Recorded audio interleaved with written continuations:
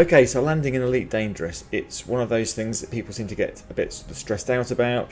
A lot of people use automated docking computers to land. It's actually relatively straightforward, and here I'm going to take you through what it is you exactly need to do. So the ship's come out of Super Cruise and the station is right in front of us. So the first thing we need to do is work out where the station entrance is. This is also referred to as the mail slot.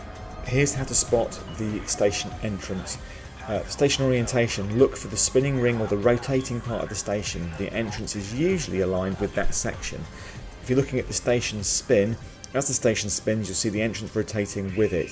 Try to spot this movement from a distance to identify the correct side. Knowing your controls is key for this, so you need to know your pitch, your roll, your yaw, your throttle, and also your thrusters. Your thrusters are key to this, so knowing how to move your ship up and down and left and right is invaluable when it comes to docking. You also need to know how to extend and retract your landing gear. Once you're aligned with the station entrance, you then need to request docking permission. You do this by hitting the number 1 key, going to the contacts tab and selecting request docking. You are now given clearance to land. You now need to use your controls, including your thrusters, to get yourself best aligned as possible with the station entrance. You'll need to match the station's rotation with the mail slot, so as you fly towards it, keep your ship correctly orientated using the roll input. There's a couple of things to be aware of at this point. You need to take a note of your landing pad, which is shown on your display here, just so that you know where you're heading once you're in the station. Watch your speed. They'll advise that you'll need to keep your speed under 100 meters per second as you approach the station. Once you're through the mail slot, you need to be keeping an eye out for your landing pads. There's a series of yellow squares rising from it that will highlight where your landing pad is.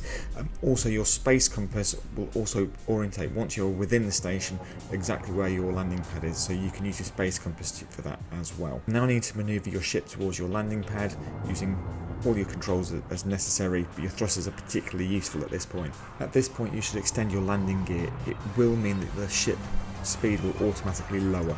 If you accidentally manoeuvre over another landing pad, you will get a warning for loitering, so try not to stay there for too long.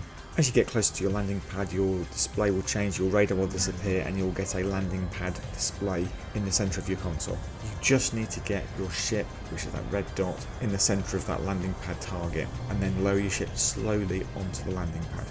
And that's it, Commanders. Congratulations, you have safely managed to land your ship.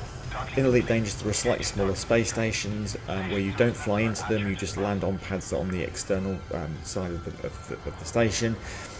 The principle is still the same. You use the same controls, you still request docking permission, you just don't need to fly into the station itself. So that's it, Commanders. Safe travels and happy landings. If you've liked what you've seen, please like and subscribe, and remember to train hard and fly well. Stay safe, Commanders.